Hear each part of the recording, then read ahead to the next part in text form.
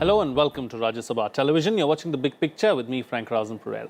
The Saudi-led coalition resumed airstrikes on Yemen's main port city of Hodeidah after a lull on Monday as Western allies pressed Riyadh to end a war that has left the impoverished country on the verge of starvation.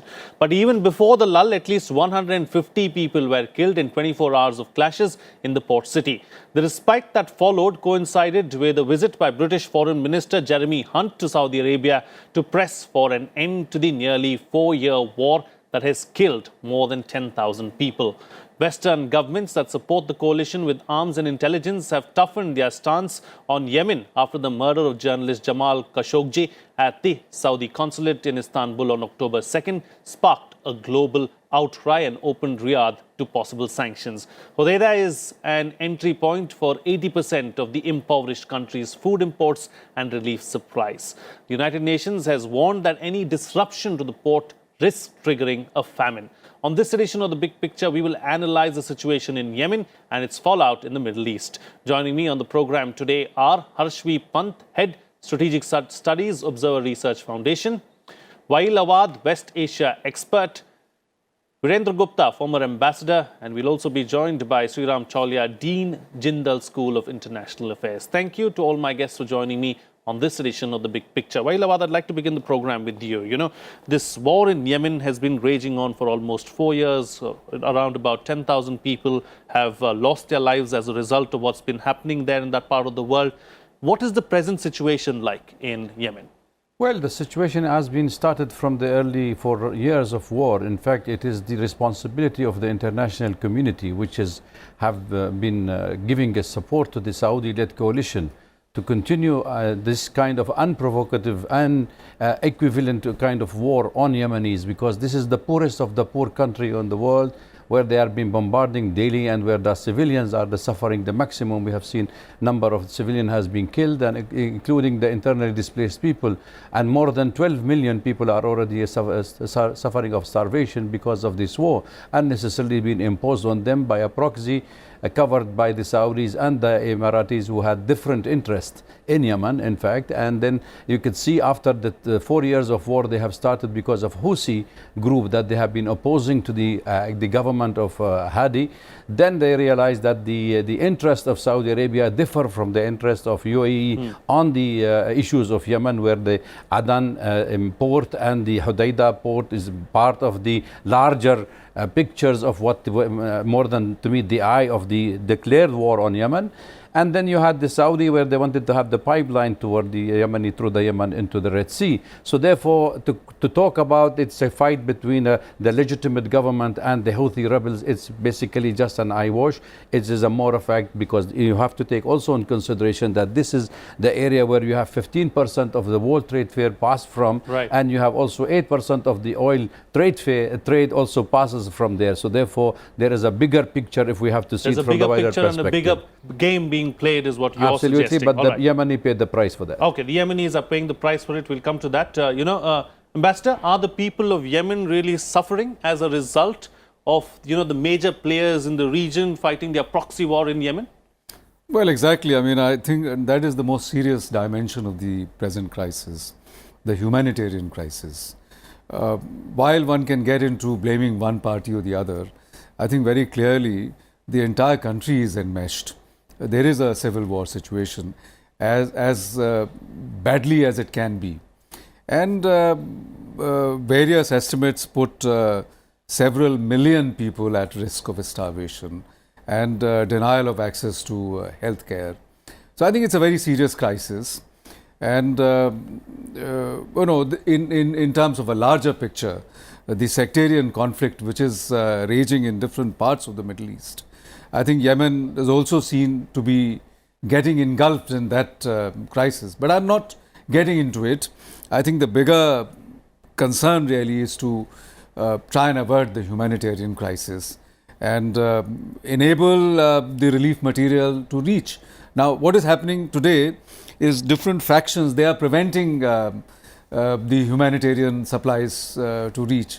So I think the international community has to put its act together and try and kind of resolve the situation. at least temporarily, firstly, to improve the humanitarian situation, and then, of course, to resolve the problem with the help of all the players. Right. Professor Pant, who's going to take the lead really as to try and settle the problem there and deal with this humanitarian crisis? The UN has been trying for several years now, but hasn't seemed to have succeeded. No, and unfortunately, it seems to me that at least in the short term, we are going to see more mayhem because it is now in the interest of the two sides to actually take the immediate gains forward at this crucial point when they are supposed to be sitting at the negotiating table. So you want to be sitting at the negotiating table with an upper hand rather than with weaker hand. So I think in the short term, the crisis will just escalate. Which we are now, in fact, seeing, for example, last time when the United Nations had called the conference, the rebels did not turn up because they thought that they blamed the Saudis and the UAE, and the UAE blamed the rebels. So I think we are going to see some of that blame game being played out again. And unfortunately, the civilians are going to be the suffering party. I think perhaps what we are seeing is a slight turning point in the way the international community and particularly the Western powers have looked at this conflict for some time. And in particular, after the Jamal Kashoggi crisis, perhaps the tide is turning with the Washington and London, as you pointed out, Jeremy Hunt's very important visit, because I think he's testing the waters for Washington as to what perhaps they can do. And Washington's decision not to allow refueling of the aircraft, I think maybe a sign that perhaps they are looking at this crisis from a different prism now and perhaps trying to put more pressure on the Saudis to come to the negotiating table. But as I pointed out earlier, it may just happen the Houthis would now believe that they are in the driving seat and may not be willing to come to the negotiating table because they would look at this pressure now being more favorable to them. So unfortunately, in the short term, this may generate more crisis, but perhaps we are looking at a turning point in this bigger, broader war in Yemen at the moment. Absolutely. Professor Chawla, just to put into perspective, who are all the players who are involved in this war of Yemen? Because clearly there are several parties involved there. Yes, Frank, I think the principal opponents are basically the Shia Zaidi sect Houthi militants and who have control over the northern part of the country. And then there is the patchwork of tribal knit Sunni alliances which oppose the Houthis who are controlling parts of the south and the east of the country. But there is also a large ungoverned part in the south of the country that is in the hands of extreme jihadist groups allied to al-Qaeda. So these are the three primary elements within the internal war. But they are all, as our co-panelists have been mentioning, backed by puppet masters from outside. So Saudi and UAE have been supporting some of the Sunni elements and the other tribal groups to try and control Yemen. And that has been the essential problem, Frank. Like Afghanistan, like Libya, like Somalia, there have been attempts from outside to impose governance on unwilling people, and there have been long spells of dictatorship back, and there has also been a division of North Yemen and South Yemen during the Cold War period, when there were two separate countries and the south was run by communists. So since then, Ali Abdullah Saleh, the former dictator, played the tribal card and divided the society very, very badly, the way Gaddafi did in Libya, for example. And now all of those mean that there are no viable state institutions, there's severe division along identity lines, sect, tribe, and clan. And that has been exploited from outside powers due to the geostrategic location. Dr. Awad is right. The Horn of Africa, including Somalia, Yemen, is very, very significant for geostrategic reasons, but also because Saudi Arabia has insecurities with its Shia minorities. Yemen borders, the northern part of Yemen, which is Shia populated and where the Houthis are dominant, also has claims over parts of Saudi Arabia like Asir, Najran, Jizan. These are the areas in southern Saudi Arabia which historically have been claimed by Yemen. Right. So the border dispute is also complicated because Saudi Arabia thinks that it is highly insecure wherever there are Shia minorities, because Saudi Arabia is a Sunni Wahhabi monarchy which looks down upon Shia minorities. And it believes that Iran is somehow behind this whole Shia uprising against Saudi interests in the region. So that's the problem. The Saudi-Iran proxy war has also in many ways mutated into this kind of complex battles like you're seeing in Libya, likewise in Yemen. And Right. unfortunately, as our guests have been saying, the people are paying the price, and the US I hold primarily responsible because they have given too much long rope to Mohammed bin Salman, the Crown Prince of Saudi Arabia, Sure. to carry on in this fashion with impunity, because majority of the civilian casualties and the deaths have been caused by Saudi bombardment, and that Right. has not been called to account. And more focus was on the war in Syria. Right. So talking Because about the Saudi they said bombardment, that really, let me focus on that now. 150 lives lost by Lawad in the span of 24 hours. I mean, that's catastrophic, isn't it? And, so that brings me to the moot question of what strategic importance really is Yemen, and more importantly, Hodeidah, where most of the fighting is going on at the moment. See, this is what I started by talking with. It's a strategically located country where Djibouti and Aden can make the bridge for the United States and the West for the future control of the passage of the global trade and the oil trade from this part of the world. And secondly, also we have to take in consideration the chronology of Saudi involvement in the Yemeni fight. In fact, during the Abdel Nasser time, where they have used Jamal Abdel Nasser of Egypt, they have used the Egyptian forces to fight the Yemenis. They never wanted Yemen to be prosperous, to be independent, because A, they were worried about the population rise. Secondly, they were worried also of the Islamic rise in the Arab world, despite the fact that they have been supporting the Islamic forces in the Arab world. But political Islam, when it comes to Saudi Arabia, it is banned. So therefore, it's good to send the money and give the money. Salman bin Abdulaziz, the king of Saudi Arabia, when he came to power, in fact, he wanted to bring back the glory of Saudi Arabia as the dominant Sunni country in the Arab world, where it can take its own role in the majority Sunni in the world. So therefore, he tried all his best part to appease the American, who appointed actually any monarch in Saudi Arabia by the American, by the way, because of the accord between the American and the Saudi monarch. The second part of this, the moment Mohammed bin Salman has been crowned prince in Saudi Arabia, he started all this mess in the Middle East. You can see from Palestine, from Yemen, from Syria, into Qatar, into Khashoggi development. So United States now and the West has been exposed. Saudi Arabia has been using money even for the Saudi-led coalition. $2 billion were paid for Sudan, $500 billion were paid for Somalia. And name the country and they have taken money. So what kind of coalition you are really making except to kill the people and destroy it? When you are destroying the infrastructure, you are destroying school, colleges, hospitals, even NGOs run hospital, even UN run hospitals has been damaged and destroyed. Even marriage party has been acknowledged by the United Nations, acknowledged by a human rights group that they have been attacking. So what kind of war you want? The fact of the matter, we must understand that this kind of war, you wanted to create a humanitarian crisis. When you create a humanitarian crisis like you tried in Syria, you tried in Libya, it's the R2P article where you wanted to apply the UN as the right to protection. So that is the main cause. So tomorrow, United States and its Western coalition, they will be the humanitarian savior to come into Yemen and occupy, make a military basis, and say that we save the Yemeni people. Okay, so while at the end of the road, so we that know is the end who are game, is what supporting. you're suggesting. Absolutely, that's Okay. the end game of it. Okay. Ambassador, I'm going to go back to a point that Professor Pant was making, about the Khashoggi incident. Do you believe that that's going to have any impact on what's happening in the region, really? Because we've seen the Western countries suddenly, try and rake up this issue and say that they're not going to do what they were doing earlier.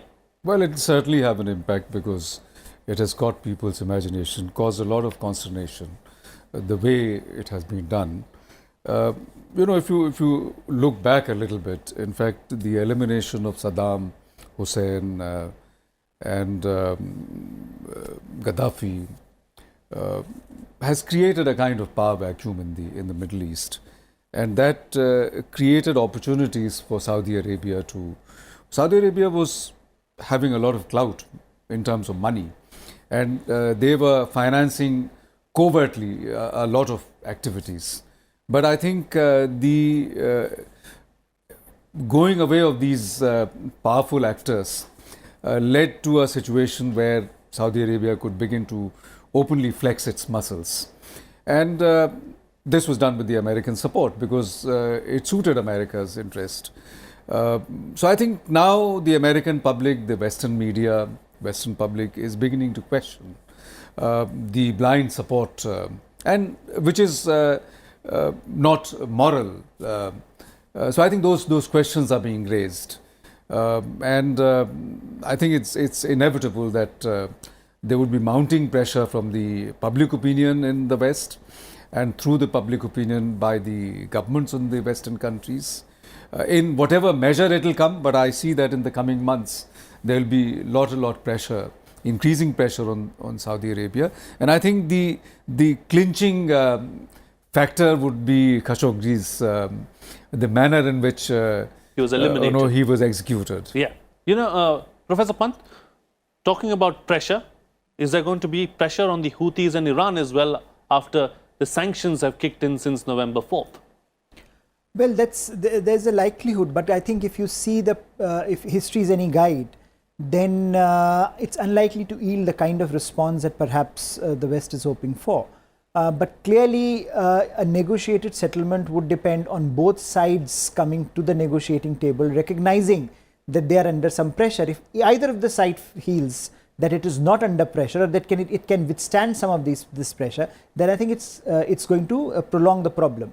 Now, what we have seen, for example, in this crisis, that we have not yet reached that balance. We were talking about the airstrike, for example. The logic of airstrikes is very evident, that you want to use only air power to wreak destruction, whereas the Houthis have been tremendously successful as guerrilla fighters.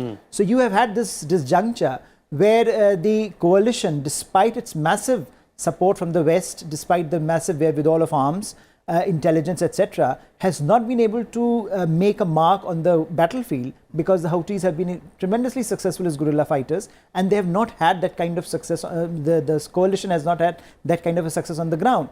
So I think in the battlefield, you always have pressure working when for negotiated settlement, when both sides come under pressure. If either of the side feels that it is winning, then I'm afraid this will prolong the conflict. And if the Houthis at this point feel that the Saudis are under pressure, I'm afraid they're also not going to come to the negotiating table that easily. So it can, it poses us some conundrum. But I think if the humanitarian crisis, which the UN has been trying to actually focus on, and I think a lot of the discussion earlier on, even here, focused on, becomes a real focal point for negotiations, then perhaps there is a way out, because then you can look at some of the medium-term challenges that you can afford to tackle. Because the larger underlying problems of tackling, whether it's geopolitics, whether it's the Shia-Sunni rivalry, whether it's the state building, the nature of state in Yemen itself, those are long-standing historical issues, right, which you can't really resolve in the short term to bring this conflict to an end, if you want it to happen in the short term at least. Absolutely. All right, Professor Chaulia, what are the implications really of the Yemen war on the region itself? I think, Frank, the big question really is, can there be some kind of a modus vivendi between Iran and Saudi Arabia? And Saudi Arabia also has got Israel on its side. And that's really the lineup. And I think under Trump administration, the Israelis and the Saudis have felt highly emboldened to take drastic measures in the region, including use of overt and covert means push back what they consider to be the rising Iranian shadow over the region. So I think, on the other hand, Iran portrays itself as not really directly involved in the Yemen war. And of course, Iran is present in other parts, like in Lebanon, in Iraq, and in Syria. Iran has been an important player in the war against ISIS and other hardline Sunni jihadist forces. So I think you need some kind of a working agreement between Saudi and Israel on one hand and the Iranians on the other. And so far, no mediating process has been able to bring that kind of a grand bargain between the two principal pillars that are waging these multiple proxy wars. And I think the other big question really is, for the region, there's been so much suffering, you need reconstruction. And there, Russia has become a very big player in the Syrian conflict, and to some extent also in Iraq and in Libya. And on the other hand, usually the outside players try to prolong wars because they want to get a favorable settlement that furthers their respective turfs. And that's the geopolitical, thinking. That's been the unfortunate undoing of this region. Since the Arab Spring began in 2011, the whole thing has been unraveling around the self-interested role of big powers from outside. So you need some kind of restraint from them as well. And I think the first, as I said before, the onus is on Trump administration to show that it can change course after this disaster, because the unquestioned support for Mohammed bin Salman and the Israeli hawkish elements has actually increased the tensions in the region. Right. And what we need is some kind of a step back, and during the Obama period also, I mean, frankly, this war in Yemen started in 2015, and the US had even at that time backed the Saudis. But now it's become more blatant and brazen, and, Right. and it's only the American civil society, human rights organizations, to some extent the US Congress, that has pushing back, and pressurizing the White House to change track. And I think that's a hopeful sign. And we must continue to support that in India as well, because we want these wars to end. Remember, we had to evacuate our own citizens as Absolutely, well as yeah. citizens of dozens of other countries when the war broke out in 2015. And we have a large expatriate community in that region. We don't want the instability to spill over Sure. into the Gulf countries, for example, which are just bordering Yemen. So Absolutely. it's very important that we emphasize equity, fairness, as well as some kind of transitions to more open, democratic systems, because lacking that, you will find the same old vicious circle of violence repeating itself in the form of identity politics. Okay. Identity politics in many ways a garb for this geopolitical power grab that we are Since you seeing. brought up It's India, so naked and so brazen that Professor there's Chawla, no- sorry to interrupt, but since you brought up India, I have to go to the ambassador for a comment on that, really. What does it mean for India, and what can India do really going forward, Ambassador? Well, two questions. India can't do very much because we must understand what our limitations are. I mean, we don't really call the shots in that region. But it's a conflict which has enormous consequences for India. For one, India-Yemen relationship is extremely important. A large amount of trade, very large diasporic presence both ways. And, in fact, and this tremendous goodwill, really, as far as Indians are concerned, Absolutely. in Yemen. Absolutely, and that is because of the people-to-people exchange. There are a large number of Yemenis of people of Yemeni origin living in around Hyderabad and some other parts, and also people of Indian origin living in Yemen. So there has been a historical connection between our two countries, and I think India is very saddened actually at the turn of developments in Yemen. What India, as I said, India cannot do anything by itself, but India must aid the effort of international community. And this discussion that was taking place, of course, there is a war, there is a conflict, military conflict, but somehow I feel that international community doesn't take that kind of interest at the military conflict. And military conflict, mind you, is a lot of business for international community. But the humanitarian dimension, which begins to sensitize public opinion, and I think I'm happy that this aspect is being raised in the media, and that offers a more real opportunity, in my view, to at least begin to resolve this crisis. Absolutely. Awad, as far as peace talks are concerned, several of the other panelists also said that peace talks have not really gone anywhere as far as Yemen is concerned. So what is the solution to the problem? Clearly, talking is one way, but if you don't come to the negotiating table at all, how are you going to talk? Well, I think if United States and Russia together agree on issues, I think the regional player will fall in line. And I'm saying, having said that, I would say that the Saudi Arabia will stop this war when the Americans tell them stop the war. And I think there is a sense in the international community that the war should have reached to an end. That's why you see this escalation of occupying Hodeidah by the government forces and the Saudi-led coalition is basically that to have a negotiation, some bargaining chips on the table when you sit down for a peace negotiation. But the end games of what's going on in this region, we must understand. Mohammed bin Salman will be sidelined. So the Crown Prince, he will be out of the picture. There will be more of the role of Saudi Arabia, Israel, and the rest of the Sunni majority country to support against Iran. So that is also another alliance they are creating in the region. Iran, on the other hand, when we talk of sanction against Iran, we have noticed also that the Iranian have proved to the American that either we export our oil or nobody export from Hormuz. That means Hormuz will close, 34% of the oil will have a major impact on the world trade. So that's one issue.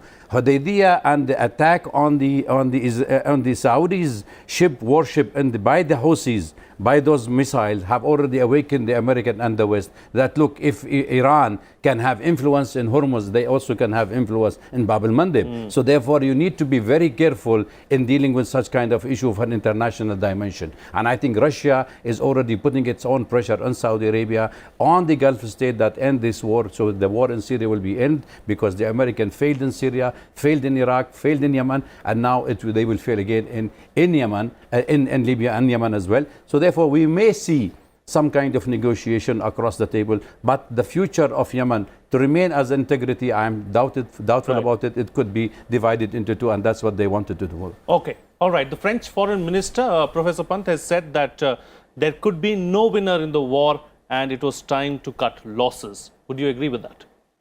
Yes, I think that is the conclusion that most of the external players are now reaching, and I think very late in the day perhaps. But nonetheless, that seems to be the conclusion of the Brits, that seems to be the conclusion of Germany and Norway, who have also declined to have any arms now with the Saudis. And I think the fact that now you have Democrats in power in the US Congress means that the pushback against Mr. Trump on this issue will be stronger.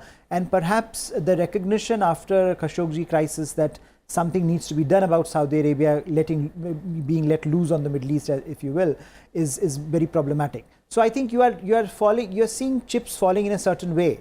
But whether or not that produces an outcome that is beneficial for the ordinary Yemenis is a challenge, I think, for the international community, and where international community will have to push, and where I think countries like India also have a say in terms of pushing. After all, India has good relations with Washington. India can also make a case to like-minded countries in Europe that this is a crisis which perhaps will have a very difficult ending if this humanitarian element of this is not contained. So I think what we are looking at now is a realization, a very late realization, that all of this war has come to a naught, and perhaps the end game, as the West had predicted at one point in time in 2015. And again, I think Sriram's point is very valid, that this happened under Obama's watch. The blank check was given under Obama's watch. So Obama was equally hawkish on supporting Saudis. Right. I think that is changing. We are witnessing a groundswell of opinion against the war in the West. So perhaps we are looking at a turning point, as I said. But again, in the short term, whether it prevents a humanitarian catastrophe from appearing the way it is appearing today, it remains an open question. Absolutely. Professor Chawla, close the show for us with your concluding remarks on what's the way forward really as far as the region is concerned, and where is the Yemen war headed? Frank, I think the Gulf Cooperation Council members during the outbreak of the Arab Spring 2011-2012, at that time they proposed a kind of a federal solution for decentralizing power and giving autonomy to different regions of Yemen. The only problem with that was they were breaking up the Houthi and the Shiite regions into multiple provinces, which would have weakened their power. So we had to go back and look at that. And the other problem was they did not include Iran in those discussions. So now, excluding Iran, and you cannot have an exclusive security architecture that will destroy the Middle East, has already failed, and failed miserably, and has had a bloody history. We should now have an inclusive security architecture where Iran is also at the table, Saudi is also at the table, let Israel also come in, and let there be international monitoring of this, and let us look for a federal solution, because over-centralization under Ali Abdullah Saleh for 25 years had ruined Yemen and had brought it to the verge of disaster earlier as well. So now we must look towards a decentralized democratic future for Yemen, and hopefully the responsible actors will emerge. Exhaustion due to these proxy wars should lead to more responsible thinking on the part of all the major players. All right, on that note, then we'll call it a wrap on this edition. Okay, yes. I just have a word to say for India. I think India can play a major role in this war is by forcing or putting its voice on the international community to stop this war on Yemen, by all means. All right. On that note, then, we'll call it a wrap on this edition of The Big Picture. Thank you to all my guests for joining me on the program and putting things into perspective for us. That's it from me. See you again next time.